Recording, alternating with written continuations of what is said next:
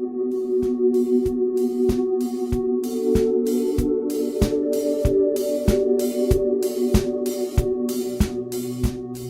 everyone, welcome to the Ryan Pyle podcast.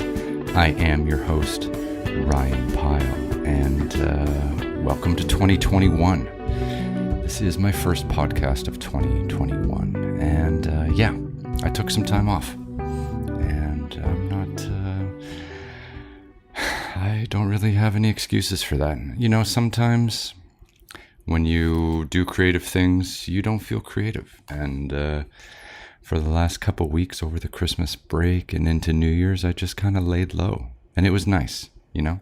Wasn't really feeling like, you know, putting on the headphones, pulling out the microphone, and baring my soul to all of you out there. But now, yeah, as we near towards the end of January, early February 2021, I'm feeling like putting myself back out there again. So here we are. For those of you who are keeping track on social media and stuff like that, I am still in Dubai, and it looks like I'm going to be in Dubai for the foreseeable future. But wait, today is one of those podcasts. Wait, let me get into this properly. Today is one of these podcasts where I interview someone. So we're going a little bit back into the archive to pull out a wonderful conversation I had with Alessandro Pavone, and he's an Italian director of photography, and he makes incredible documentary films and does a lot of video documentary news. He's worked in Afghanistan, Iraq, Syria, South Sudan, Somalia. He's worked with BBC, CNN, Vice, PBS. He is a cool guy, and I met him through a friend, and he's based in Dubai too. So of course I was like, man, we got to catch up for a beverage. And of course the beverage turned into a few beverages, and then he agreed to do my podcast. So Alessandro Pavone, the documentary filmmaker, is on the show today, and his interview is coming up in a few moments. But first, yes, I'm still in Dubai, and a funny thing has happened while I'm in Dubai over the last few weeks, because it seems that Dubai is like the only open city in the whole world. And it's so open that even Conor McGregor had a MMA fight here in Abu Dhabi, which is just down the street, a few days ago. And he lost. But the fact that the UAE is still able somehow to have these competitions, to have these events, is mind-boggling. We haven't really figured out how it's really happening, but they're getting it done. I don't watch the news, so everyone's always asking me like, oh, what are the cases like in Dubai and all this kind of stuff, and I don't know, you know, I just don't. It's easier for me. I don't know. Am I just putting my head into the sand and trying to ignore the world? Yeah, I think I do try to do that on some level, on some days, and I feel healthier for it. So I'm gonna continue to do it. A lot of people have been writing me and asking me what kind of news I consume on a daily basis, and I can tell you that I listen to the BBC World News podcast every morning while I work out, and it's about a 25-30 minute podcast. It breaks down what's going on in the world. It's pretty informative, and it's as objective as news can be these days. It's still pretty left-leaning, but it is pretty objective. So that's where I go for my news. That's how I consume information about the world. And I mean, the world is not in a good place. You know, as I sit here in Dubai and I ponder my 2021, this is really why I haven't had a podcast. I haven't made a podcast for a couple weeks now, is I just wasn't feeling very optimistic. And I didn't want to just put on the headphones and grab a microphone and just complain or bring out my doomsday mentality that's just kind of not needed at the moment. But 2021's not looking great at the moment. what can I tell you that's a fact? It's been 1 year and we're still grappling with this global viral pandemic. I guess that's a pretty clear fact that we could all agree on. Another clear fact that we could all agree on is there's still a huge amount of travel restrictions. That's probably something we could all agree on. And there's, zero travel and tourism because it's been deemed unsafe. So, there's new strains, vaccine rollouts in the news every day.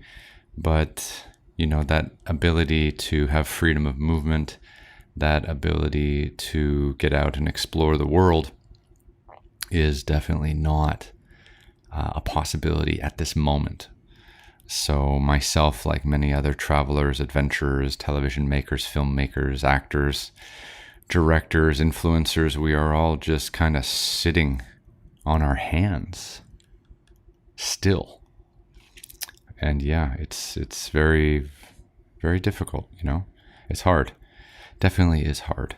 Trying to figure out where to go from here and how to stay motivated, and how to kind of continue this journey that I'm on, which is also, my profession. I'm a professional traveler, but at the moment I'm a professional sitter of sorts. But it's okay. I have a cute cat. He keeps me company. For those of you who aren't following on Instagram, Whiskey is a rock star, and yeah, so I sit in Dubai. It's a good place to be at the moment. The weather's wonderful. The city itself is quite open, comparatively speaking, to the rest of the world. I am able to go from my apartment every morning to my office and get work done every day. Grocery stores are open. Restaurants are open. They just did put in a new law like a week ago to close down clubs and live music venues because those had been open for a while, but now they are no longer open. So as Europe and parts of North America grapple through a long winter, the sun is out in Dubai, and yeah, this is where I am at the moment. So I feel pretty happy to be here.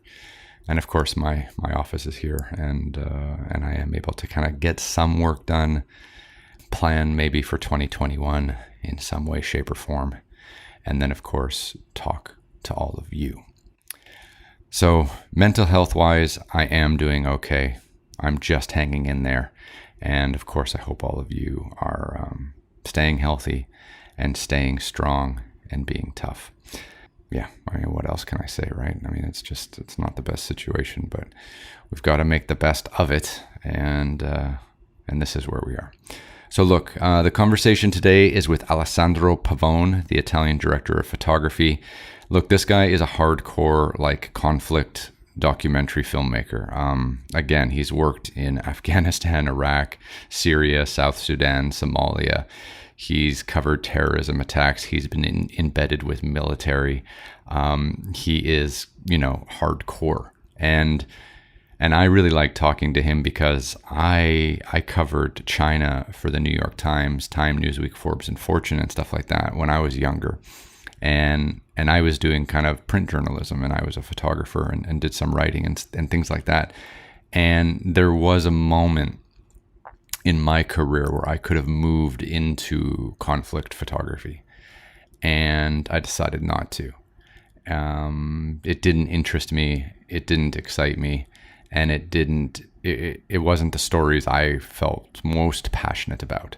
But Alessandro has a huge passion for it, and feels that these stories are so important to tell, and he has put himself in the firing line, and he has put himself in huge amounts of risk to tell these stories, and his stories have been amazing, and he's won numerous awards, and just the chance to sit down with him and pick his brain about growing up in Italy, and his education and what got him excited about other parts of the world was absolutely inspiring.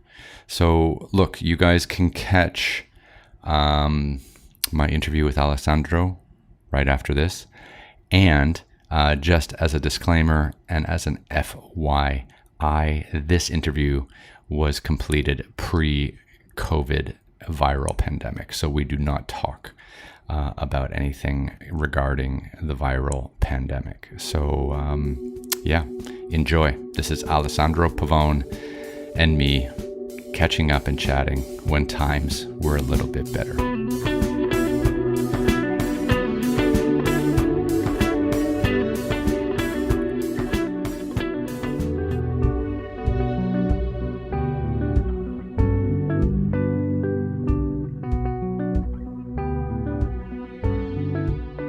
So we are rolling. Okay. So thank you very much for meeting me. How do I pronounce your first name exactly? Alessandro. Alessandro.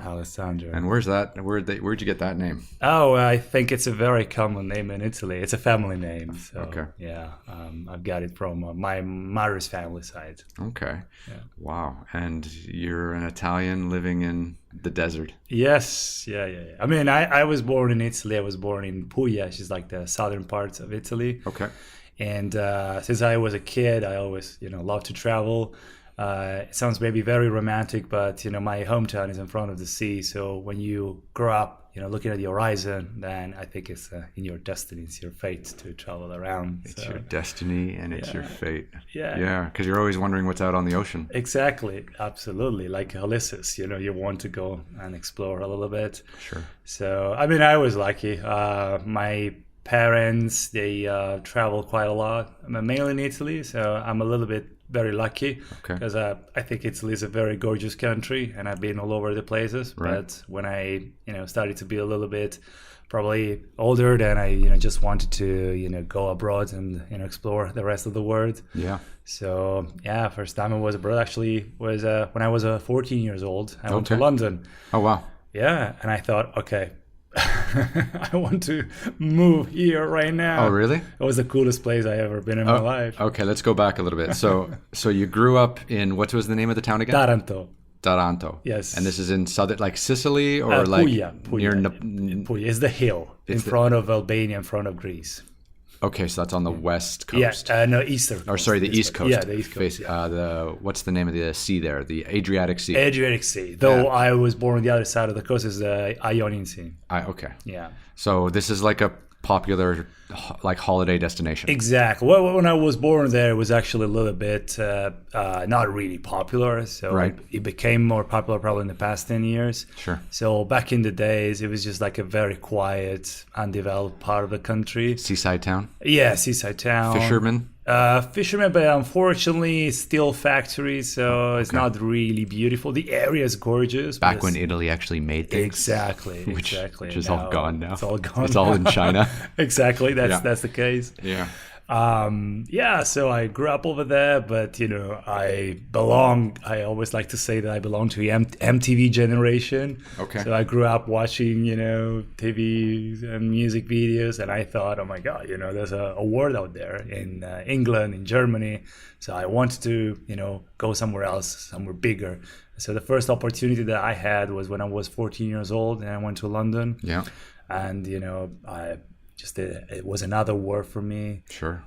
Just the real melting pot that I was looking for. Where I was born, I would probably never see people from, other countries. Right. So, that was a really, really nice experience. So growing up in Italy, in the 80s? Yeah, in the 90s. In the 90s, yeah. So, you've got football, soccer. Yes. What was your team? Well, back then was Juventus because I was kind of influenced by my older brother. Okay. But how many siblings? I do have two older brothers. Okay. Yeah, we're quite a big. So you're the youngest. I am the youngest. Yeah. Are they still in Italy, or did you? One is in Switzerland, the other one is in Italy, Okay. and both of them they have families. So we've expanded. That's good. Big family. You're the only one in the Middle East. I'm the only one in the Middle East. I live here with my partner, with my girlfriend. We don't have kids yet, but with this job, it's a little bit difficult. But we're thinking of it. It's a relationship destroyer. Absolutely. Excellent. So you're in Italy. You're young. You're football crazy, like every Italian kid. Yeah. When do you first get, your taste of storytelling?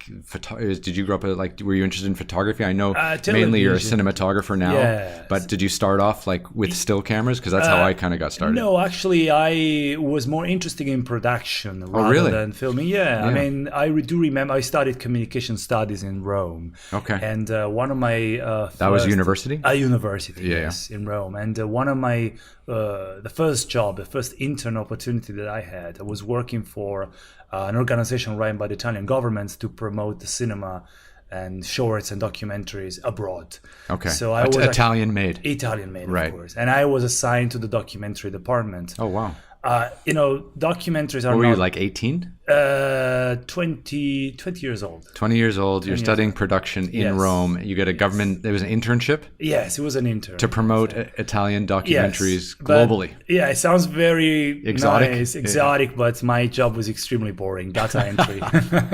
Is there a lot of cinema in Italy? I mean, now there is. It used to. Yeah. But no documentaries. I Really? mean, the documentary market in comparison with England or America, it's extremely limited. Okay. We don't do a lot of documentaries. So there's not a real culture of documentaries. I think people from outside Italy, maybe we know the Venice Film Festival, which is very popular, and then we know Milan as a business hub for fashion and things like that, and then Rome is just a crazy awesome city, and exactly. Florence and Siena and Tuscany, and the South, but I guess we don't really see it as a hotbed for film production.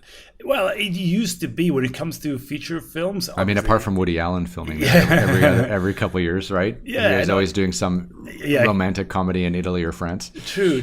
I mean, the Italian government has been investing quite a lot in promoting its, beautiful regions with local film commissions. So they are actually filming a lot. But we're always talking about feature movies, films. Right. But when it comes to documentaries, we're talking about TV documentaries. There are not a lot of TV strands. So I actually like the idea. I always like to travel around the world. I had the opportunity to do that. Right. I love adventures. So was it your mom or your dad? Like, My dad, where did my this dad. come from? Yeah. So what did your mom do? My mom is a professor of Italian literature and Latin, at high school. Mm-hmm. She's now retired, but she gave me the passion for books and culture. Okay. My dad is a doctor, but he always loved to camp and go. So he was an outdoorsman. Yes, I mean, not like extreme outdoor. I would say Italian. Italian style. Italian style. Yeah. Drive somewhere, put up a tent, and open a bottle of wine. Yes, a barbecue. So since we were kids, we had a camper, so the RV. Oh, like one of the old Volkswagens? Exactly. Nice. And so we've been traveling quite a lot around the country, and I loved it because I was a kid and I can go and camp outdoor in the mountains. I love the mountains. I mean, coming from the south, we barely see any mountains. You go to the Alps. Oh God! And it was just stunning. A few years ago, I filmed my Extreme Trek series for BBC in Cortina. Oh wow! Yeah, and we were climbing all through the Dolomites and doing the Via Ferrata, and we were actually retracing some of the footsteps of the soldiers, the Italian soldiers, when they were fighting the Austrians in World War I. Yeah. And like there's still caves built into the mountains, and there's still bullet shells that you can find. Yeah. All through the hills. Yeah, it was crazy. Like it was like a live open air museum in like the most beautiful mountains in the world. Yeah, exactly. Italy's blessed, man. It is. I mean, it's a very gorgeous country, and I've been all over I can say that I've been almost all over the world. I mean, there's still many countries that I want to see, but I've been to Greenland. I've been to all the corners in South America, Patagonia, and now I feel I come from Italy. I would like to spend more time in my home country because I love it. It's so beautiful. But going back to my childhood, my dad inspired me, this culture of the outdoor camping. Right. And so since when I grew up and I started to travel with my friends, we've been doing interrails, we've been doing a lot of camping around, not just Italy, but around Europe, in Norway, Denmark, and so on. Is it a big thing for young Italian kids to like go off and go travel Europe by rail? Because when you're Canadian, everyone this is like the most romantic thing you can do if you're like from North America. If you're an American or a Canadian and you're in high school and you're about to graduate, all you can think about is like taking a summer trip across Europe by rail. This was like the dream like 25 years ago. No, that was definitely not something that average, young Italian would probably do. Did you ever see that movie Before Sunset Yes, with Ethan yeah. Hawke and Julia? Yeah, Yes, that was like that came out right when I was just finishing high school, I think. Yeah. And that just gave everyone this idea of what Europe could be. Exactly, and you're actually talking about something that really matters a lot to me. When I think I'm really a European baby. Okay. I did the Interrail, but also I did the Erasmus study exchange programs. So basically, my university In Rome. From Rome, Right. they paid me. They gave me a grant to go to another university in Europe, to continue my studies. So for 1 year, I was in Portugal. Okay. Whereabouts? Coimbra. It's like the main university city in the country. Portugal. In Lisbon or No, Coimbra is just like a city between Porto and Lisbon. And Porto's in the north. In the north. And Lisbon is in kind the of center middle. of the Yeah. middle, yeah. Okay. Also on the coast, No, it's inside in the inner parts of the country. which is quite mountainous, I've heard. Which, I would say, in comparison with like the Alps, is not really, big mountains, but yeah. Excuse me. And So did you speak Portuguese or yeah, was it in I English? learned Portuguese. Oh wow! Did you learn Portuguese I just learned Portuguese. to go to do that? Just to go to Portugal. What is it with Europeans and languages? well, You guys have it so easy. You grow up in North America, you learn English. Yeah. Okay, well, this is like 30 plus years ago. You grow up in North America, you learn English. Nothing else. Yeah. Now you have to learn Spanish and maybe some French. Yeah. But we're so isolated.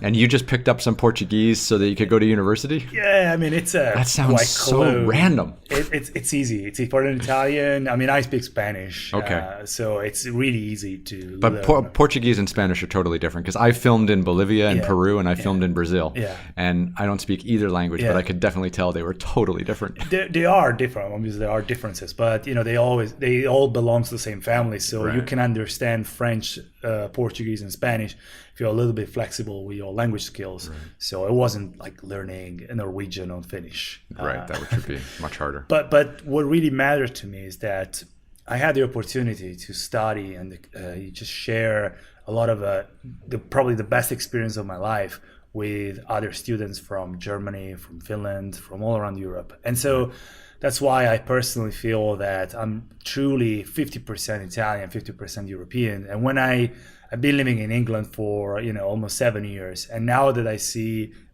what is happening with Brexit, it really breaks my heart because I really believe in the European dream. Sure. And what's happening right now is actually the opposite. And unfortunately, my country, it's against that. Right. So I have this bitter feeling inside. And now living abroad outside Europe, it's like looking at Europe from far away.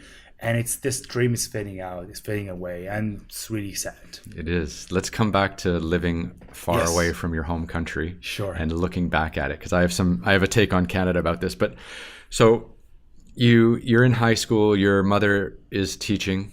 Your father is a doctor, and he's taking you out on the weekends. Yes. Are you image making? Are you writing? Where's the creative bug come from? Back then, I had a still camera, but I wasn't really. I can't even remember. Pentax, one of those. No, the Leica, Kodak, Canon, Kodaks. Oh Kodak Slim one with a slim, roll that you put inside. I remember those. And it's just like this very clunky mechanical thing, like. Yeah. So that was my first approach to photography. Okay. Though I have to say that I wasn't necessarily, I didn't really feel that I had any creative feeling inside myself. Okay. That came out when I was at university, and I was approaching cinema and television. That I kind of liked the idea of organizing things. I liked the idea of taking someone else's ideas and then making it happen with TV programs or with a movie. So my first approach was cinema. Right, and as a producer. Yes, not as a writer or a director, but being able to pool all these talented people together. Exactly. I was really fascinated by the profiles of some of the most prominent producers back then in Italy in 2001 when I graduated. Right. And I wanted to get into cinema productions, but it was so hard because competition is really, really hard.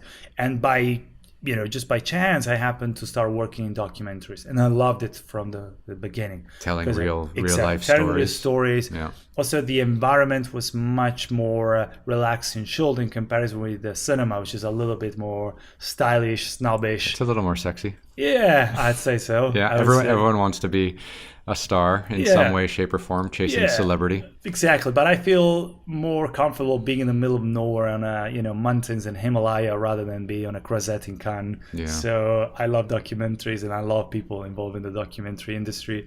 And I started with that. I started in Italy working as a runner in small production companies, doing anything, TV shows, music videos. And back then, I bought my first video camera with my ex-girlfriend. Okay. So we said, listen, we have to start somewhere. So we bought a camera and we started to film. It was the Panasonic 100, one of the first DV cameras with the tapes. Okay. Yeah, 4x3. HD wasn't there yet. Or digital, yeah. We actually I was really fascinated by America. So we managed through connections to get into a workshop in a documentary filmmaking course in America, and I went to the middle of nowhere in Mississippi. Okay, hold on. Wow, you're rolling through this. Yes. Okay, so you're in Rome. You're doing university communications, filmmaking. Yes. Okay, then you did a year abroad in Portugal. Yes, that was during university. Yeah, during university, and that was also for filmmaking. And no, that was just communications. So it was a little bit of everything, like film, TV, and literature. Okay, but in Portugal, you got to meet a lot of other students from all over Europe. So it was like a European-wide program. Yes. And that kind of got you interested in knowing about other people and this kind of stuff. Okay, Yeah. So then you graduate with your communications degree in Rome. Yes. You are a graduate. Yes. And then you got the internship with the government? I got an internship with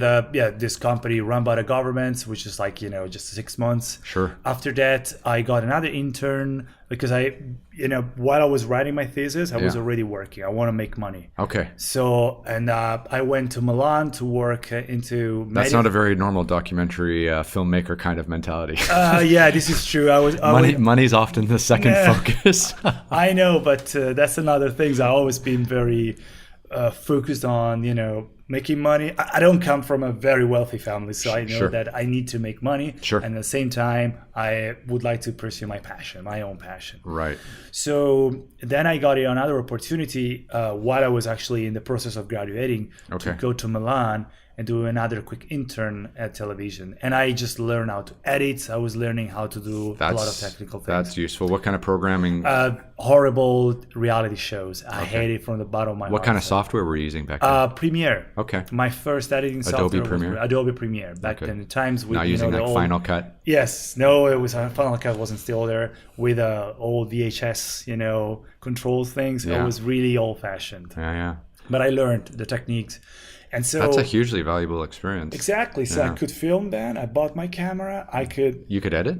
I could barely film. I can definitely edit. Yeah. So and you can put all the pieces together because you've been producing and working with all these other people. So all of a sudden I was the real deal. And what happened is that we're talking about the era where all the web programs on internet. So every newspaper, every magazine in Italy, but all around the world, they started to go on the web. Right. So they were desperate for any content, video audio. specifically, yeah. Exactly. And they couldn't afford to hire a proper TV crew. Sure. They want people like me. They could just go out with a camera, film, shoot, edit, do everything, by yourself. I remember this transition. So I was doing still photography in China for like the New York Times and some other magazines.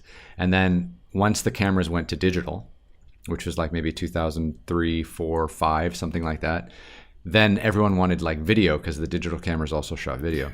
But they just wanted video, but they had no idea what to do with it. They had no idea how to edit it, and they weren't going to pay for anyone to edit. So you would just be sending them these massive files, and then nothing would ever happen to it. But you had the skills to edit and do everything. Yes. Yeah. I mean, back then... You were a one-man show. Exactly. But my techniques, my skills were really limited. I mean...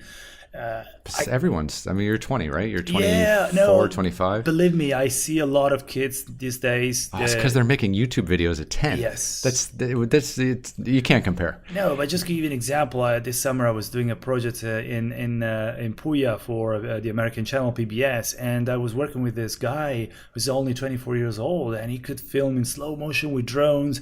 He had access to a lot of devices and how to control. He was really proficient in everything. Yeah. And I thought, when I was 24 years old, I just had this camera. I have no idea about shallow depth sometimes, that's the basic, because I just had to teach myself, and I didn't have YouTube. I couldn't go online and learn right away. Exactly. Yeah, how to get depth of field, how to use a prime lens, how to light. Prime lens, you can even swap the lens on those cameras. On the old cameras, yeah. So I felt the need to learn the techniques, and with my ex, we decided to invest some money. And we went to an organization in Maine in America. Okay.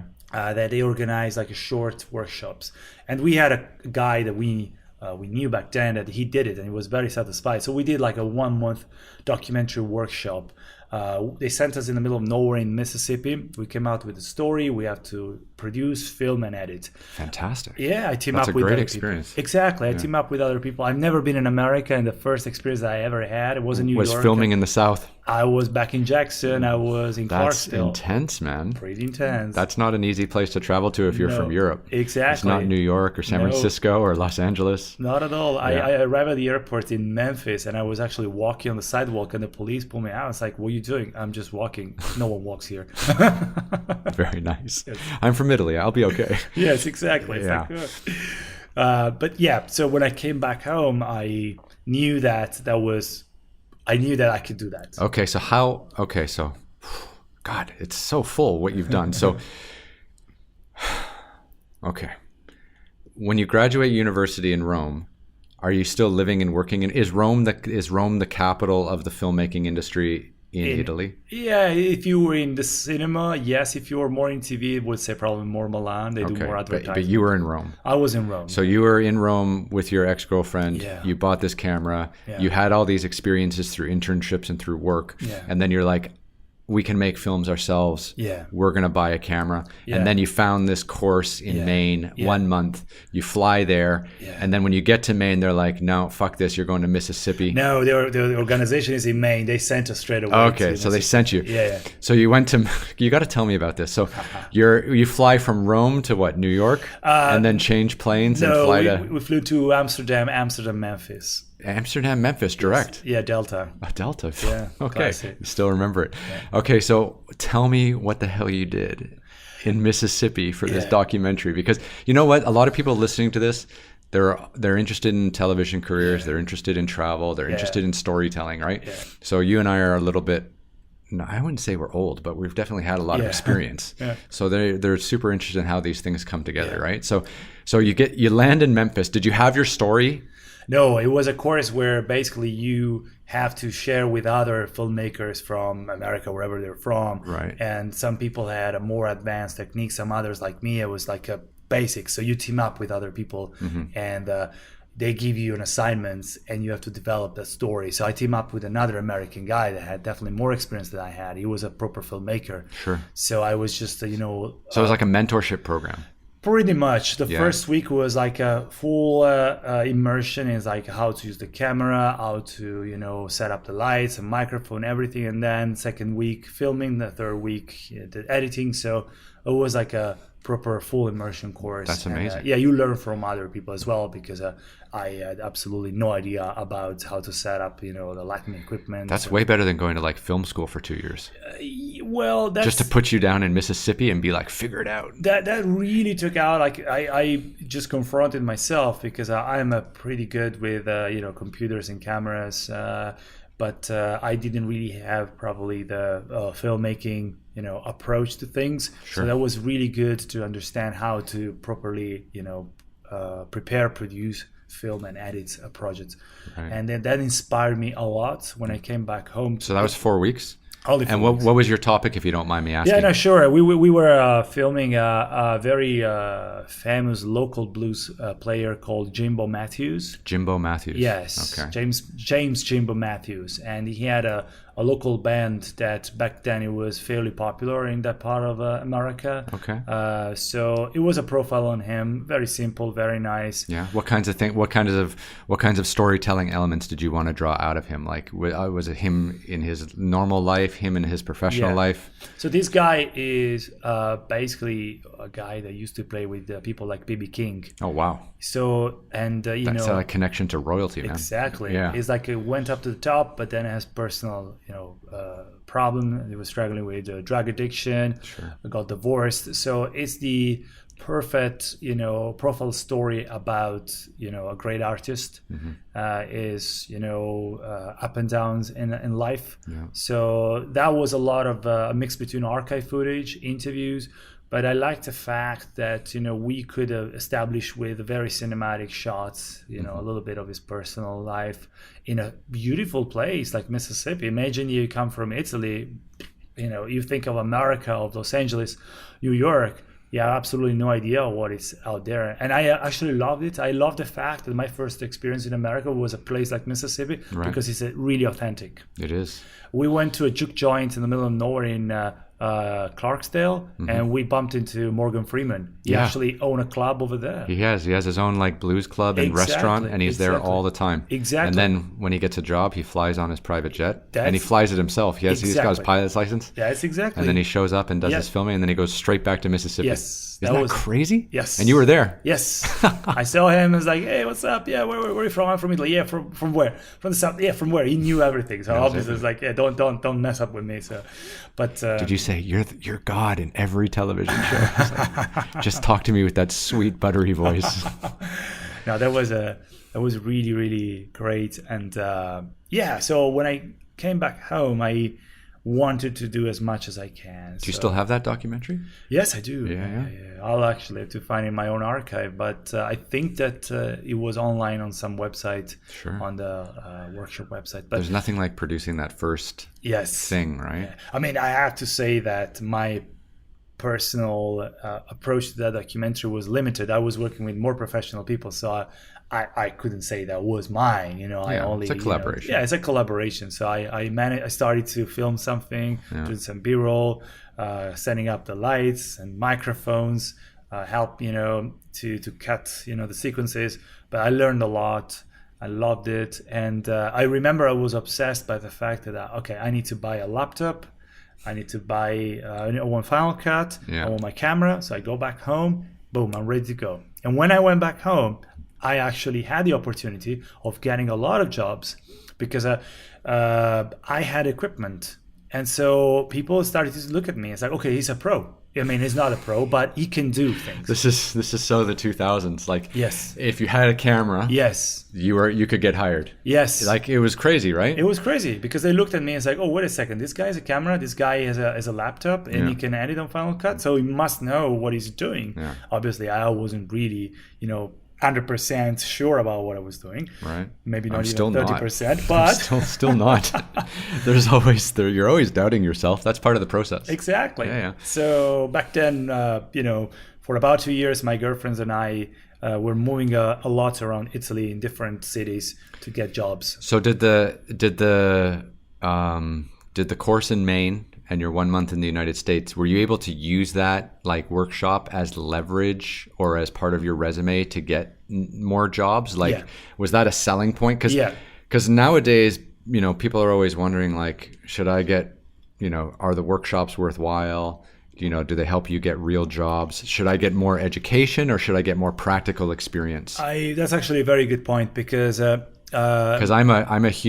very negative on too much education. But you know what? My ex-girlfriend at the time, after the workshop, after a couple of years, she enrolled in a proper film school in London. Okay. The National Film and Television School, which is one of the top institutions in the UK. Right. So this is actually a good example. She went for that path for filmmaking and filming, and she kind of she's still doing documentaries back in the UK. But myself, I was actually against film schools because I thought that the best way to learn was actually to get your hands dirty, to fucking go to Mississippi and make it happen. Exactly. Now, if you come from a little city in the middle of nowhere in the south of Italy, your chances are very limited. Even in Rome, maybe are limited. So After a couple of years that we struggled a little bit, we were moved a lot around Italy. We were working for different production companies on, short-term projects. When she enrolled for that school, I moved with her to London. Oh, and wow. after only a few months, I was already working full speed. Oh, really? Yes, immediately. Yeah. I started to work for La Repubblica, which is like the most important newspaper, one of the most important newspaper in Italy. They have just launched their web service, In their English? web TV. It's in Italian, but they were looking for content. Right. I was in London. Yeah. They teamed me up with a local correspondent. We were filming every week. Wow. And I could just go out in London with my camera and laptop, and I could do whatever I want. Yeah, you could turn all the stories around super quick. And they asked me, hey, we want to do a show about, I don't know, the new eco-friendly area in London. Just go and film it. Do the story yourself. It was a dream for me. I was paid to do what I want to do, like a small, short movies. And your girlfriend at the time was in school. She was in school. Burning cash. Yes. And you were making cash. Yes. Yeah. But going back to Italy before, we went to London, actually, I learned something. How old were you at this stage when 24. 24. So you're 24 years old. You're running all around Italy. Yes. Doing like temp work, part-time jobs for all these production companies. Yeah. And it was really, and then at 24, you both moved to London, England. No, but there's one step is very important in all between. Right. This is what we need to catch. Exactly. What's this step? I learned that I had to develop my directing and filmmaking skills. Okay. And rather than just filming for other people, I had to do my own things. Yeah. At that time, I didn't really have a focus on things. Sure. Could be music. Well, you're 24, man. Yeah. Give yourself a break. No, but you know what? That's a great advice that I love to give to people. Like, Right. I didn't know about what I want to do with my job. I didn't even know that what I was doing was a proper job. Right. But I know that with cameras, I can make money. Yeah. The first documentary that I ever directed with my ex and another friend was about migrants in Italy. Okay. From where? Well, I was living in the north in a city called Bologna. I know Bologna. And back then, we had a government that was hostile to migration. Okay. Not like this government we have now, but back then we had about 20 years ago another governments that started to be very hard on cracking down on migrants. Before it's funny how this is all just some terrible circle that keeps going around and around. So I spent 3 days at a post office following migrants that were obliged to deliver they basically need official permits from the government to work legally in the country. Okay. So all of a sudden, Italian governments wake up and say, listen, we can only give 500,000 work visa this year. And the number of migrants in Italy was probably, I don't know, more than 2 million or something. Okay. So imagine the chaos. All the post office in Italy were completely crowded and jammed. Why is the post office the hub of what's going on? Because you have to deliver you want to ask the governments basically to accept your visa. Okay. So they have to give you a stamp. This is all done at the post office. At a post office. Okay. Exactly. Not like a different government services center. At a post office. Okay. So all the post offices must have just been full in with big cities. So where were the migrants coming from? Was it Eastern Europe, Russia, Africa, North Africa, Eastern Europe, Africa? Pretty much. So imagine that in the big cities like Rome, Florence, Bologna, Milan, some post offices were completely overcrowded with more than 2,000, 3,000 people in a place that's like the size of a room. It's like a normal post office in every country. So we spent 3 days, and we were expecting to have a protest, clashes with local people, with the police. It was extremely civilized. The migrants, with the chaos made by the governments, they showed that they were actually had a system and order, and they were cooperating. People from Ukraine cooperating with people from Morocco, from Bangladesh, from Pakistan. They knew that their situation was horrible, right. And they said, what are we going to do? Fight against each other or try to make it work? Right. So I filmed that. It was just like a 8 minutes documentary, 10 minutes documentary. This documentary, we won a couple of awards back in Italy. Congratulations. Thank you. The documentary was screened in cinemas. It ended up in festivals in Argentina, in America. So that gave me the first recognition for my work. Wow. an NGO from Milan said, we really like your documentary, we want to commission you another documentary. And that was my first commissioned documentary. For your own work. For my own work. So let's go back and let's just follow that trail again. So I think it's really important that young people who want to get into filmmaking and storytelling really need to understand that I think at a young age, you have to figure out, you have to know yourself. Yeah. And you have to know, are you happy working for other people, or do you have your own ideas? Yes. And the faster you can figure that out, yes, the happier you're going to be. Absolutely. Because if you have your own ideas and you're just working for other people forever, you're going to be miserable. Absolutely. But if you have your own ideas, you need to know how to break away and follow your own stories like you did. Yes. And then you'll be miserable for a short time because it's hard to go out on your own. Absolutely. But then hopefully long term you'll be a happier rewarded. person. Yeah. Yes. That's not enough people. They don't teach that at film school. Yeah. They don't teach that in workshops. Like, you know, there's two paths in storytelling and filmmaking. It's do what other people tell you to do and love it. And that's enough. I know people who have worked at production companies and they're so happy to go to work every day because they feel secure and they know that the people they're working for are good people and they have all the ideas and they're just happy to be part of it. Yeah. But then, man, if you have your own ideas, you got to really try to pursue them. Yes. Outside that system. Yes. And build your own system. Yeah. I think it's exactly the key. And, you know, after... Did I ever tell you how I got into it? No, please. Okay. So look, you were working in production companies. You went to communications and film school. So I was doing photography, and then the financial crisis happened in 2008. So then all the publishing companies went down. And so I was like, okay, I'm going to make television. And I was like, okay, I can either like work for a production company or I can make my own show. And because I'd been doing my own photography and I'd been so independent for already like a decade, working by myself, finding my own stories, shooting my own stories, marketing my own stories, working with the publishers on my own, I was like, well, I can do this. So I went around to all the broadcasters. I pitched them my story. No one took it. So then I ended up funding my first TV show by myself. Yeah. And I made a 6-part TV show about riding a motorcycle all the way around China. Wow. Yeah.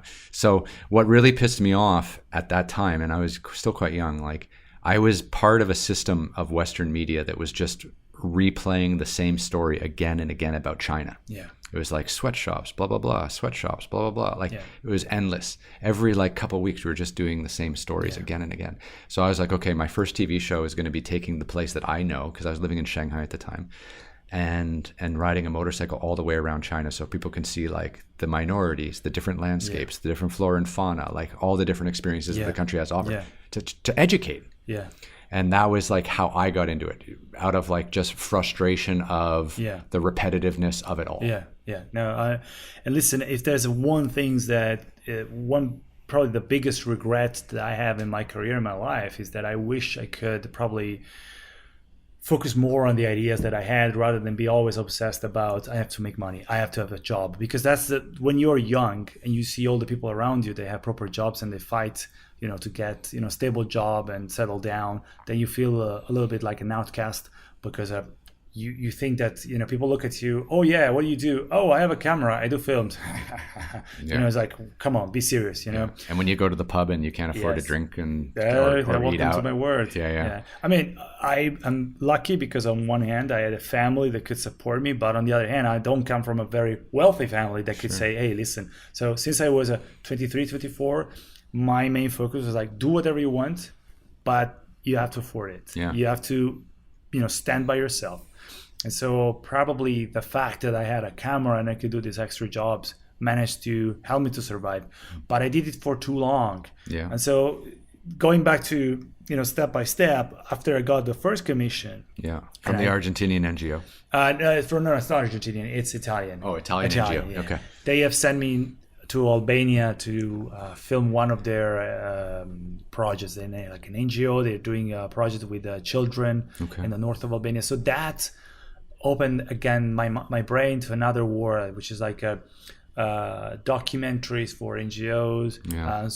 humanitarian aid communication. What's the deal with NGOs? I've never worked for an NGO. Yeah. Do you get to own the copyright of your work? What is it like? Is it confusing, the rights issue? Because It a lot of depends. people, they get screwed out of the rights to their work. It's true. It can be very difficult. Well, depends on the kind of deal that you have with the NGO. Some of these are pretty independent. Some of them are, like the United Nations, are a little bit more flexible. It really depends on the clients. But at the beginning, I was working exclusively for them, taking photos and doing videos. And then I made a deal like, listen, you give me the access. Maybe you pay me something. I'll give you something. But, the rest of the footage is mine. Right. And I'll do whatever I want. And I think this is a great advice for young filmmakers. If you want to travel around the world, Play the long game. exactly. So try to get support from even a small NGO. There, you will be amazed to find out that even in the middle of nowhere in America and in England, there are NGOs that have projects in the middle of nowhere in India or Tibet or wherever. So it's a good way to travel around the world, to start, to do films, documentaries. So that was my start. And after that experience, I came back home and I had my first commissioned documentary, which is like a tiny corporate documentary for an NGO. They loved it, blah, blah, blah. You shot it, you edited it, you produced Everything, it, the whole everything. thing, music, All color correction. Yes. Come on. There are back in the day, you're the there was real no deal, man. Color correction. Yeah. It was still like a tape, but and so then we moved to London. Okay. After that experience, we moved to London, and I started to do this job for the Italian newspaper. Right. La Repubblica. La Repubblica. Yes. Okay. That was. So you were La Republic's multimedia guy. Exactly, in London. In the UK. In the UK. Okay. Yes. That's a great first job. So so do you think your experience in university and getting those first internships with the documentary into the documentary world, do you think those pushed you into this like doc filmmaking journalism world that that path that you followed? Like, did you ever want to like write a script or work in the fictional world? Like, was that ever a draw for you, or were you just like real stories? Real stories. That's powerful, man. Yes. That's awesome. Yeah. I always loved the documentary approach, news and documentaries approach, and still now when I sometimes work on bigger projects that are a little bit more setup shots, so you have to write a script. I like it, but I'm not really a big fan because I actually like the intimacy, the actuality of projects. So I think that's something that you feel inside. That's why having the opportunity to play with different genres gives you the possibility to do a lot of experiments. I think a lot of the key elements of storytelling are flow across the genres, exactly. And you can learn a lot by doing different kinds of storytelling for sure. Exactly, and I was lucky enough then to get a job and get some money, but the real opportunity that probably started to really change my life was I was approached by a British producer. Okay, so after La Republic, how long did you do that for? I did it for a year, but I was freelancer, so I could do other jobs in the meantime. Okay, that's great, yeah. So what were you doing in between? I was approached after a few months that I was in London by a British producer, documentary producer, former BBC guy, who was commissioned, they commissioned him to do a big BBC, one of these series about religious artifacts and special factual, as they call it in the UK. Okay. And the story was about the Shroud of Turin, which is like this cloth where Jesus Christ is supposed to, was supposed to be wrapped when he died. Oh, wow. And it's the only relic with the face of Christ. And this cloth has tridimensional properties. It's like negative. So scientists that try to explain if it's true, if it's a fake or not. Yeah. Though it's probably they proved that it's definitely not Jesus Christ, but it's still difficult to say. There are a lot of elements in this relic that are still unknown. Sure. That documentary was like a $1 million budget documentary. Wow. I started as an assistant producer and I became basically the kind of like production manager of the whole project because amazing. $1 million. $1 million. $1 million. So when I started, it's like unreal money. Listen, it was already good money when I started, but my job was just to, check that everything was on schedule, that people were traveling, in a very boring assistant producer job. Right. And then at some point, the producer and director told me, listen, I'm quite busy. This is a credit card. Go to Turin, go to Jerusalem, go to wherever you want to go and do, some location scouting. I've never, ever seen a budget in my life. Right. I didn't even know what it was like a call sheet. All right. Like I never worked with a 10-people crew. Sure. I didn't know the basic. Yeah. Excel spreadsheets, budgets. Anything. Yeah. Absolutely anything. Like you have to deal with 10 people all around the world and make it work. With one of the top BBC correspondent. Right. Make it work, like send him a limo. The basic of a production. I learned for about a year. I worked like 24 hours. I've been traveling to Colorado, to Israel, to where was that? To France, to Italy. Yeah. And you're like 25? I was 26. 26. That's amazing. And I learned. That's what I learned. Okay, production is cool. I need to, Production is cool. Production is cool. It's intense, but it's intense. I loved it. Isn't it amazing though? Like the adrenaline you get every day. Absolutely. And then how sad it is when it's all done. Yeah. And the depression you go through. I know. When you're done and you don't have to there's something about being on a production where everything you do every day is so important. And then when you're done, everything you do every day means nothing to anyone. Yeah. And you're just like, I used to be important. Like I used to have to make like 100 decisions a day, and now I don't have to do anything. And for like a few days, that's kind of nice. Yeah. But then after a while, it's like, this is your purpose, man. I know. Yeah. And it actually compromised my relationship back at the time because I was constantly travels. And it wasn't just a production. When the documentary was finalized, we went to festivals and promoted. So I was in Brazil. I went to France, to Cannes. Yeah. I think I spent probably more than maybe 250 days of the entire year traveling. Yeah. And once you start doing that, you can't stop. Nope. You still do that? No. Now I changed my career. My personal life has changed quite a lot. Okay. Well, we'll get to that. We'll get there. So what was the documentary called that changed your life? The Shroud of Turin. The Shroud of Turin. Yes. And you were 26 years old, and when it came out, you were 26 or 27? 20. Well, I started. It was in December, so I was let's say 27, and then when it finished, I was 28. Yes. Okay. Yeah. Wow. And that one doc got you hooked forever. Yes, I made good amount of money. Mm-hmm. Very good experience. Yeah. Very good contacts. Yeah. I learned how to produce and promote a documentary. I know. And when you were younger, you learned how to shoot and edit and do the whole thing, and now you're learning the business side of it. Yes. That's a perfect linear education. Yes. Yeah. Yes. I actually sold the documentary myself. Oh, congratulations. To the Italian channels. Yeah. Signing a very big contract.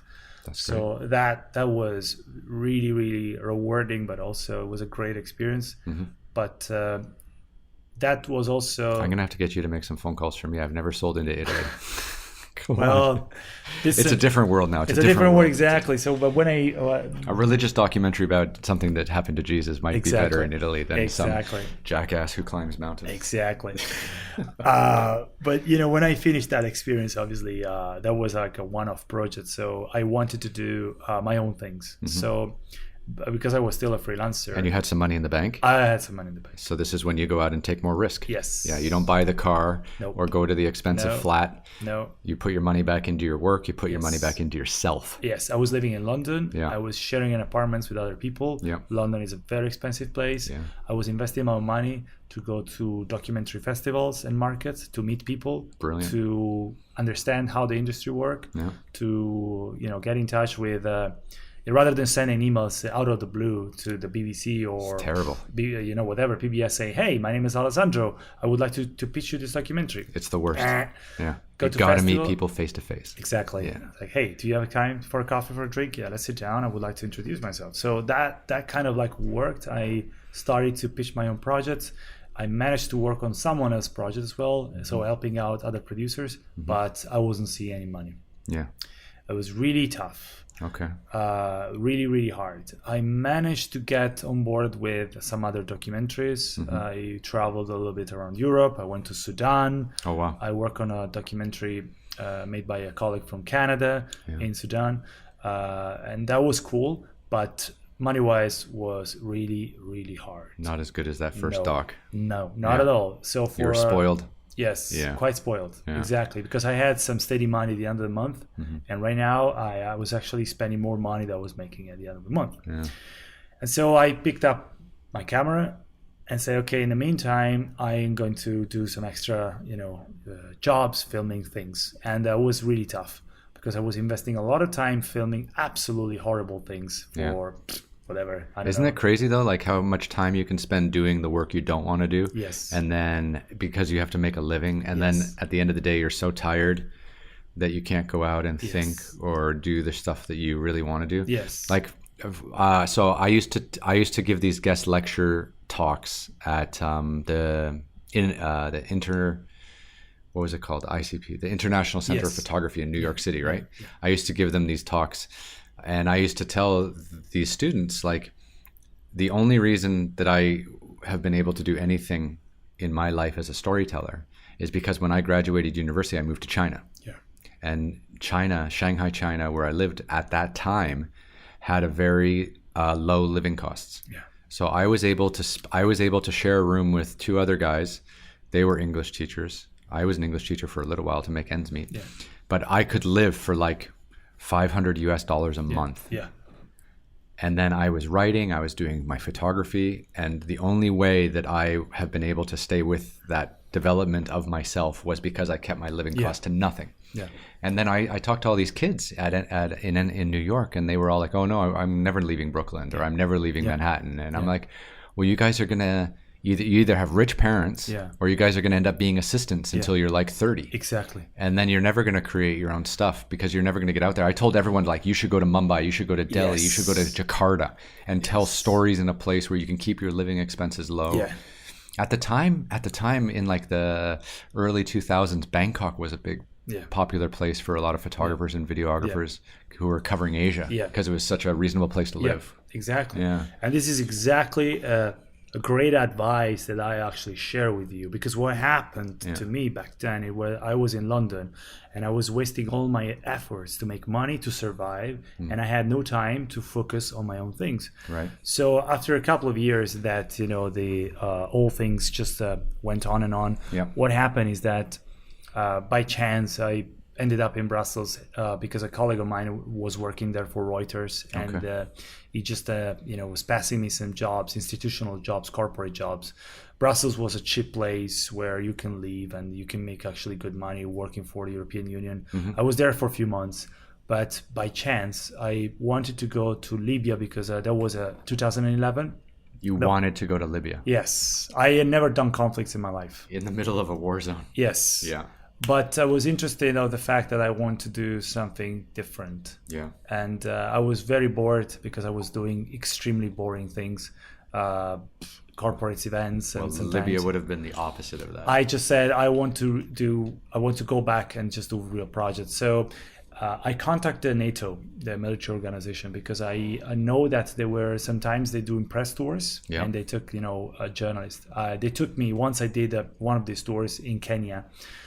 Went to Mombasa to film one of their training drill against piracy. So I thought maybe you can do something similar in Libya. They told me, we're not taking journalists, but we're taking journalists to Afghanistan in a week time. If you can get your visa, we will get you to Kabul. So you were bored out of your mind in Brussels. Yes. Broke. No, when I was in Brussels, I was making decent money. Yeah. And then that was cheap place. And then you wanted to go to Libya because the Gaddafi family was getting roasted. Yes. And that country still hasn't come full circle yet. Nope. It's still terrible. And then someone said, "Hey, if you can get your visa, yes, we'll take you to Afghanistan." Yes. Wow. Yes. And did you get the visa? So I went to the consulate the next day and said, "Listen, I don't know how much money you want, but give me a visa." So where the hell did NATO take you in Afghanistan? This is 2011, 12, right? 2011, yes. This is right after this is like right when... Top of the so-called the surge. So basically when, the... Did you see Restrepo? Yes, of course. Tim Hetherington and Yes, it was really crazy, inspiring. right? And it was another great documentary made in Denmark called Armadillo that Mm-hmm. really inspired me a lot. It was a very good documentary film about Tim was killed in yes, Libya as in well, Libya, right? Yeah. exactly. Okay. So yeah, ended up in Kabul, Yeah. and Ended up in Kabul for randomly. a week, just a week. Yeah. How was it? It was I've never been to Afghanistan. I've never been in a war zone. well. I was in a bubble because I was just with the military, so I didn't go out of the green zone. I was in Kabul, and they did a tour. They took us to the south to Kandahar I think it was Kandahar. The poppy fields of Kandahar. Yeah, but we didn't see really anything because we were always with the military. So it was just like a tour of the military bases. But Okay. it was really inspiring. Obviously, I didn't see a conflict. Yeah. I was just Were you nervous? not really. No. No. Okay. No, I was surrounded by the military, and obviously we were not into any kinetic, any missions. So it was really institutionals. Okay. But it was kind of inspiring because I've never been in such a hostile environment, as you can tell. Right. After that experience, I met a few people working for the NATO in Kabul. Mm-hmm. They were looking for video journalists, Okay. and they said, "Listen, you guys just like we have two jobs opportunities here. Would you consider that?" Oh wow. So that day, I was filming the royal wedding in London. Yeah. And I received a contract proposal. The first royal wedding. Yes, the Prince first Prince one. William. Yes, Prince William. Yeah. I was filming for an Italian channel. Okay. I was doing this crappy camera job. There's nothing worse than filming the But royal wedding. That's exactly. I received the contract. It Yeah. was a lot of money That day. That day. That Money same day. that I've never seen in my life. Yeah. The boss of the company that was contracting the cameraman for this job in Afghanistan, he was in London. Mm-hmm. I entered his office at 9 o'clock in the morning with my tripod and my camera. And when you go to a job interview, you're always extremely nice because you want to get the job. I was very rude and said, "Listen, buddy, I only have half an hour. I am going to work today. So is this true? Is this contract? You really want to send me to Afghanistan? I mean, I met these people a week ago." "Yes, man. If you're interested, this is the money. Put a signature here." I signed a contract. Yeah. And after half an hour, I was at Buckingham Palace filming the whole royal wedding. Yeah. I was like, I am the happiest man in the world because I don't have to do this crap anymore. Wow. And from tomorrow, I will be doing real things in Afghanistan. Telling real stories. Yes. Wow. And after 10 days, I rushed back to Italy. I told my family, "How's it going?" "Oh, good. Everything is fine. The royal wedding was fine. I'm moving to Afghanistan." What did your parents think about you going to Afghanistan? What was because going to London is Silence. silence, huh? Silent. Like, Yeah. yeah. Wow. Yeah.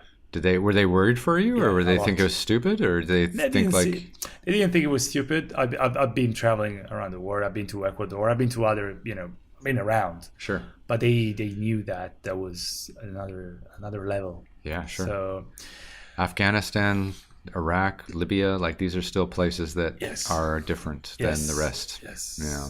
So yeah, I moved to Kabul, and since then I was 30 years old. Okay. So it was about 9 years ago, Wow. and that was the beginning of the life that I do now. Wow. So, what was how many years were you in Kabul? 3 years and a half. Wow. Living first, I was working as a kind of like a cameraman, producer, journalist / everything for the NATO. Yeah.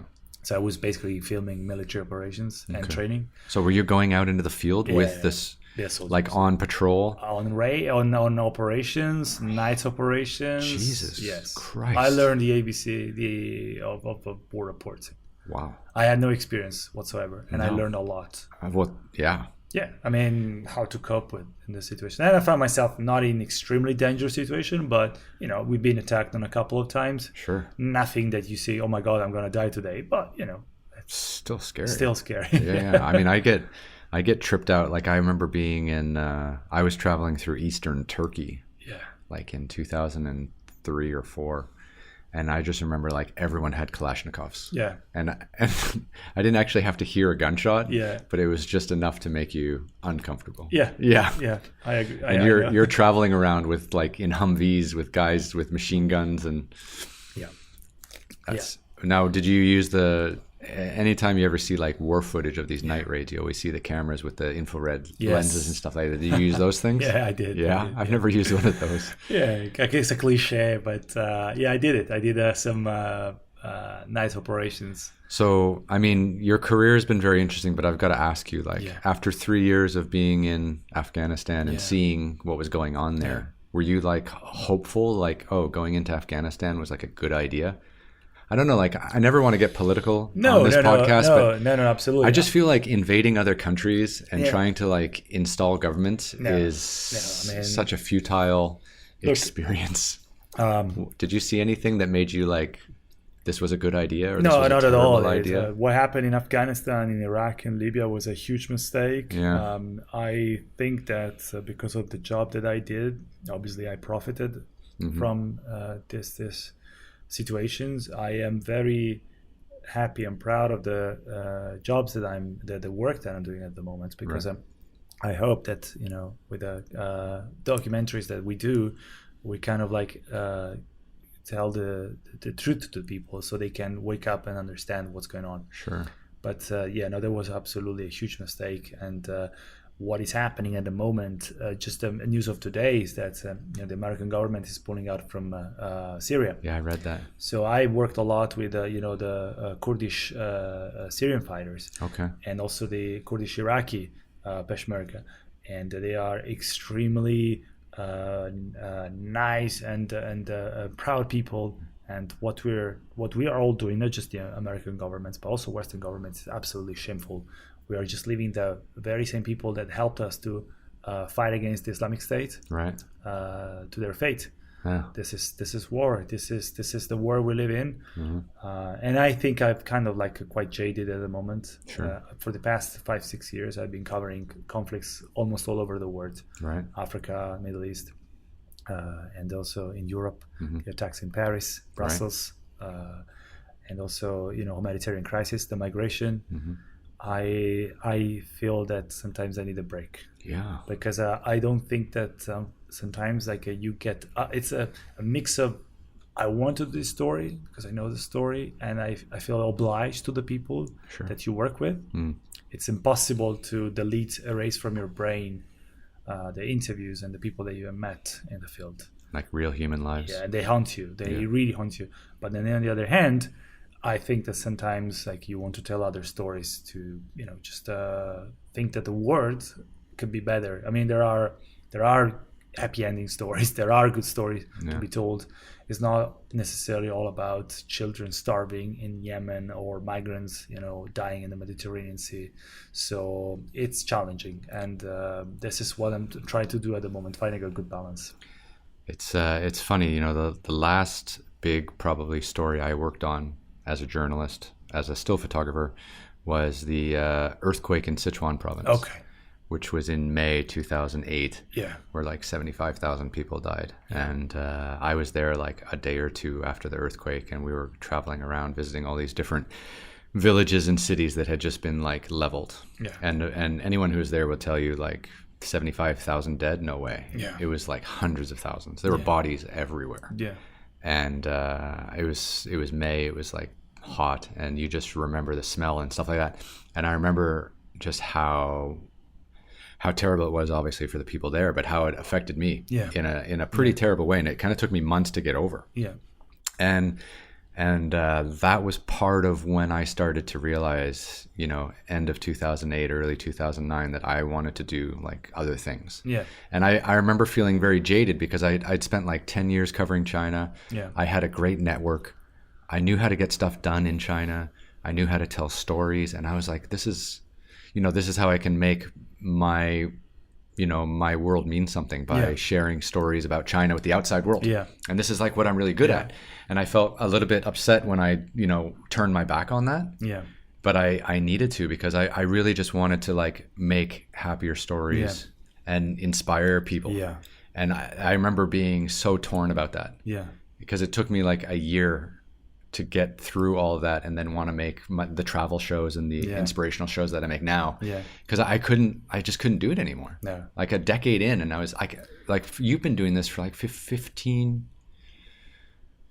Well, the conflict areas for the past 9 years. 9 This years, job in general, 15 years. Yeah, Yes. but the immigration stuff started early, like the Yeah, migrations yeah, and the refugees, and yeah, but these are terrible, heartbreaking stories too. exactly. And I think that this is the toughest things that I ever done in my life was about migration, not conflicts. Because conflicts is just like, I don't know, war is just like you find yourself inside, and it's like you don't realize, you don't process things, they're just happening. Migration, it's horrible because there's nothing happening, just people are dying or starving, Drowning. Yes, and in Families front of you, torn apart, and you feel absolutely useless, helpless, because it's a international crisis, it's a global crisis, and obviously there's a lot that can be done, but apparently there's no interest to do the right things. And so you think, okay, it's over and over and over and over. And then you see this. I've been to so many migration camps, from Iraq to Italy to Germany. And I just felt frustrated. I was actually watching just 2 days ago a documentary on TV, and it was a mixed feelings of anger, sadness, and frustration. So that's why it's very important, in my opinion, that you need a break every now and then. I love the fact that I'm in a place like Dubai. Yeah, we're in Dubai right now. We're in Dubai, and the reason why I'm in Dubai is because Dubai has always been a kind of hub for me. Yeah, traveling a lot in the Middle East, Afghanistan, and Africa. Dubai is the best place in the middle where you can have a normal life. Yeah. When I say a normal life, it's like that. I used to live in Istanbul. I used to live in Kabul. I used to live in many cities. It's difficult if you have a partner to find a job if she doesn't speak the language. Dubai is a very international city. So she works here. She has a job, and we have a nice apartment. So it's just a hub for me. I don't really work a lot in the Emirates, but from here I can travel. I can be away for about 2 weeks a month, and then can come back and I can chill. And this balance is really helping out to have a normal life. Without a normal life, I think I would really have huge problems, because I had a good 2 years that I was so focused in my job that I was living out of my suitcase. I was all around the places. Exactly. as we're in my hotel room now, surrounded by my suitcases. Exactly. I'm going through a little bit of that right now, I think. Yes. Yeah. And that really affect my psychological stability. Yeah, I think my psychological stability's been gone for a while. Yeah. Awesome. Well, maybe we can find a way to make something nice and aspirational together. Cause absolutely. We can go out into the mountains and looking forward to that. Have an adventure. Yeah. Yes. So look, the arc of your life and career is very interesting. You know, like from being a young man who kind of taught himself the basic skills of storytelling, and then for you to get that dream job where you had the chance to like produce and really understand what it's like to be part of a big production, and then to struggle afterwards, and then kind of like reinvent yourself into a conflict and war and like real documentary filmmaker. It's a very interesting journey. I mean, the thing that I hope people can take away from this is no matter how successful you are or where you are in your life, you have to be ready at some stage for everything to fall apart, and then for you to have to reinvent yourself. Yeah. Because every like 3 to 5 years, everything changes. Yeah. And you have to change with it, and you have to like reinvent what you're doing or change what you're doing so that you can maintain some relevancy in your storytelling that you want to make. Absolutely. Isn't that like, I think that a lot of people think, oh, I'm just going to go to film school and then it'll all take care of itself. Not at all. Not at all. No, this is not a job. This is a passion. It's a lifestyle. It's a lifestyle. Exactly. You can't stop doing it. That's the scary thing for me. Yeah. That's the most scary thing for me is the feeling that that I love what I do. I love the storytelling that I do. I love the people I work with, but the kind of work that I do and the way I do it frustrates a lot of people around me. Okay. Like friends, family, all this kind of stuff. And when they say like, how do you keep doing this?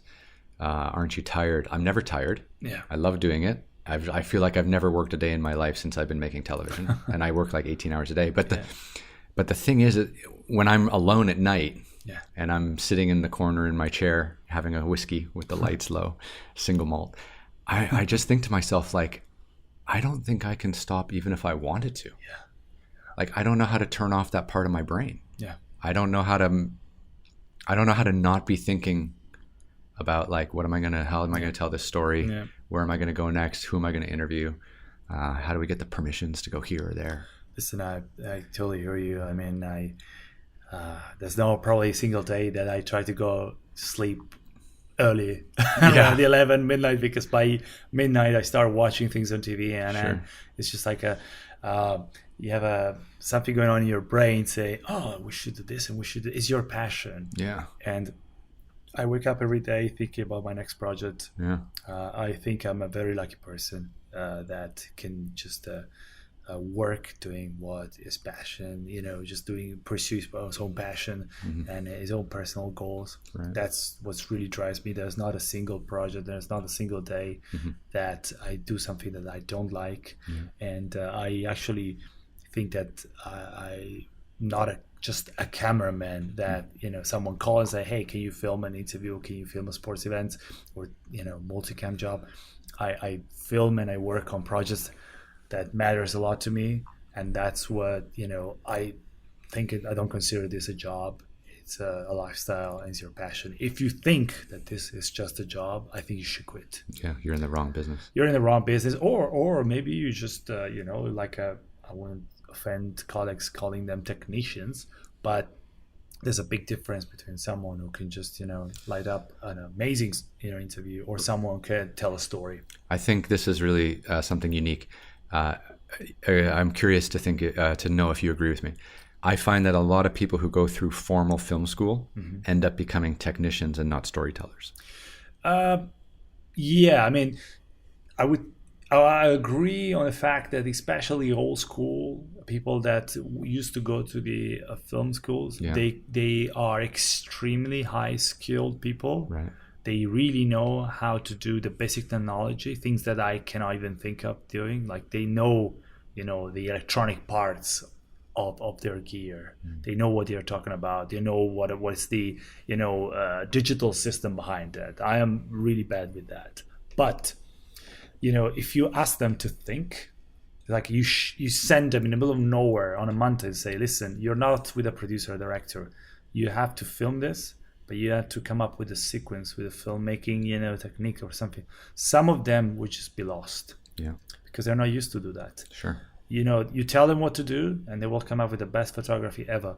But if you don't tell them what to do, they will probably think, okay, would you want me to film this, that? So they don't really know, they don't really have an idea of the whole picture. I think that's how the industry's changed too, because I think like 30, 40 years ago, you could go to film school and then come out and work for a major company. Yeah. And they would have a producer, they would have a director, and then they would have a cameraman, and everyone's job was very siloed. Yeah. And you had your own specific knowledge. Yeah. And then now the world has changed so much, and there's so much independent storytelling that you do have to become the 360 degree storyteller with all the skills. Yeah, that's exactly what we're doing. I mean, I personally always consider myself a videographer, director of photography, name it, whatever you want. But, producer, director. Yes, I mean, financer, marketer. Exactly. But I researcher, pre-production, everything. Color corrector, coffee maker.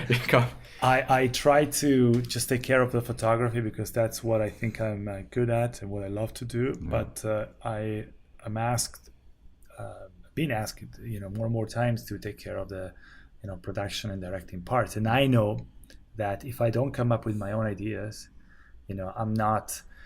The world, doesn't know that I exist. Right. So when I started this job, I thought I would be so good that people will come and knock on my door and say, "Hey, would you like to work with me?" Obviously, this doesn't happen. This doesn't happen for anyone. No, well, I mean, if you're very good, then probably if you win an Emmy or an Academy Award, then the situation is different. I'm in a stage of my career where obviously I work with major international TV channels, and I've done a few interesting projects. So I always get phone calls. But there are periods where I don't really get a lot of phone calls. And sometimes the jobs that I'm involved are not necessarily that interesting. And I know that if I don't do my own stories, come up with my own projects, I'm not going to get there. Exactly. That's the thing that's fulfilling about the work is you do the work that comes in. As a freelancer, you do the work that comes in, and then you make sure you've got something to shoot when when there's downtime. Yeah. And that's how you keep yourself fresh. Absolutely. That's how you keep your mind moving, because sometimes you can really get stuck and just kind of depressed. Yes. If you're kind of doing the same stuff week in, week out. Yes. Yeah. Yep. No, yep. it's really true.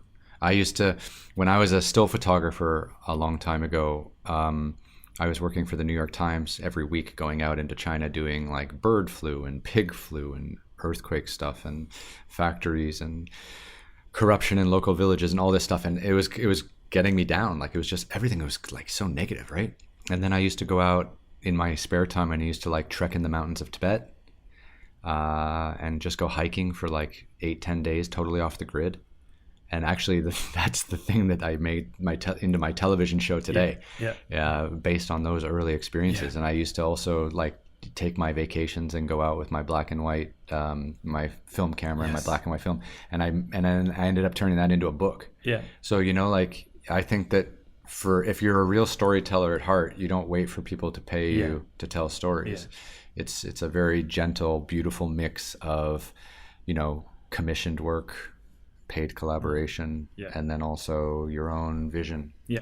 And I think that those two balances, really help you out. Yep, absolutely. I totally agree. Yeah. So what are you working on now?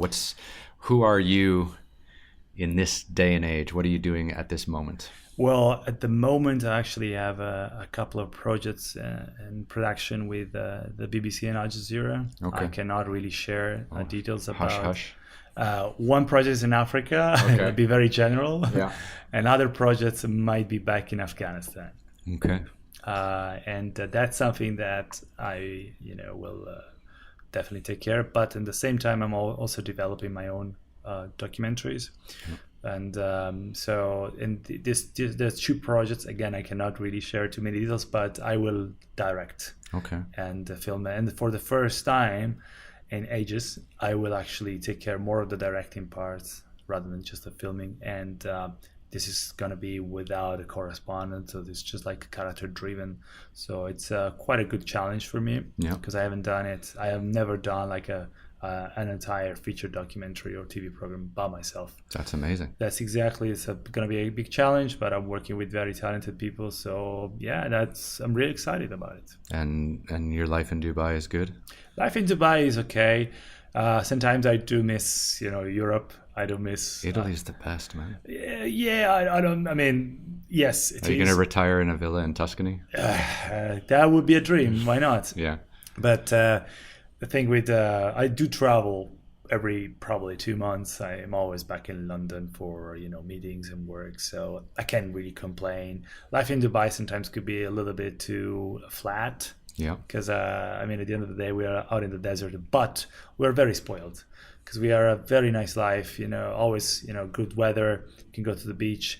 And what I love about my job is that if you travel all around the world and you are back in London or in Italy in the winter, it's like the weather might be miserable. Right. You're back in Dubai, you just go to the beach. I like to go outdoor. I like to go to the mountains, or even to the desert. I actually really enjoy being in the desert, camping. I do a lot of shows out there. I love the desert. So I think that the perception of people of the desert or this part of the world is not accurate. They should probably come and enjoy more the outdoor activities that the desert could offer you. Yeah. Oman is a gorgeous country. I filmed extreme treks in Oman a few years ago. So gorgeous. Yeah, we trekked all through the Al Hajar Mountains, all the big wadis. Did some rock climbing out there. Yeah. Yes, the wadis are impressive, and I wish I could spend more time over there. I haven't really checked all the wadis, but I've been a little bit around. Yeah. I was in Saudi Arabia a couple of weeks ago, Medina. Amazing places. Yeah. So countries opening up. Exactly, countries opening up. So yes, I do miss a little bit of flavor of Europe or America. Yeah. But can't complain. No. Yeah. You're good. Yes. And do you sleep at night? I do sleep at night. That's good. Yes, well, look, man, it's I really appreciate your time, and my pleasure. Thanks for coming by. Thank you so much. All right. Cool.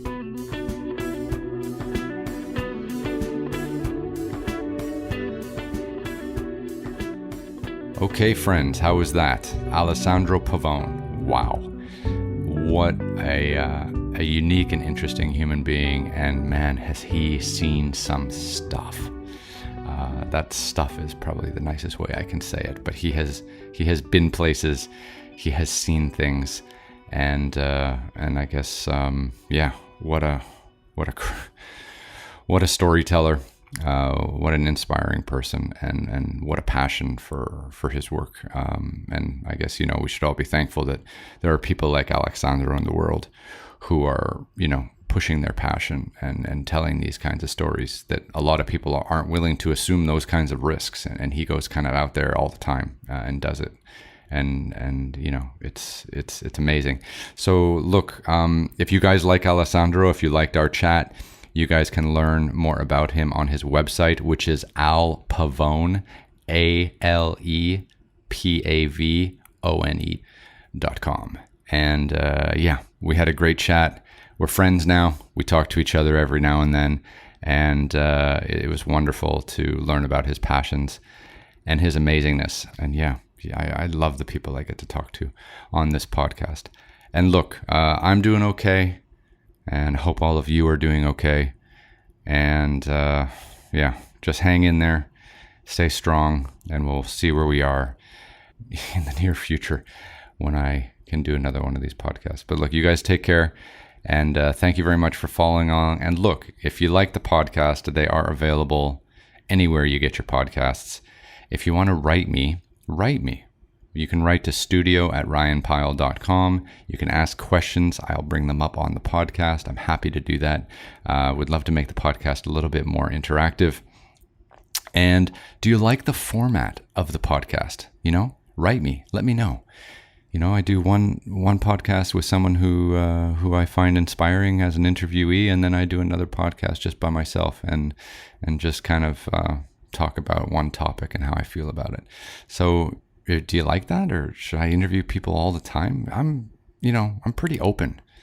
I don't have great ambitions for this podcast. It's not the most structured thing in the world. I'm not trying to make a business out of it. I'm basically just doing it for my own mental health and therapy, because it's so wonderful to just be able to come into my office, throw down the mic, put on some earphones, and bare my soul to all of you. And I kind of joke about that, but it's absolutely the truth. So that's me. That's my podcast. I hope you guys were inspired by Alessandro as much as I was. Please be sure to follow him, go to his website, and please leave me some notes and ask questions, because I'm here. And at the moment, I'm pretty bored, and I'm not going anywhere for a long while. Thank you, everyone. Take care. Bye-bye.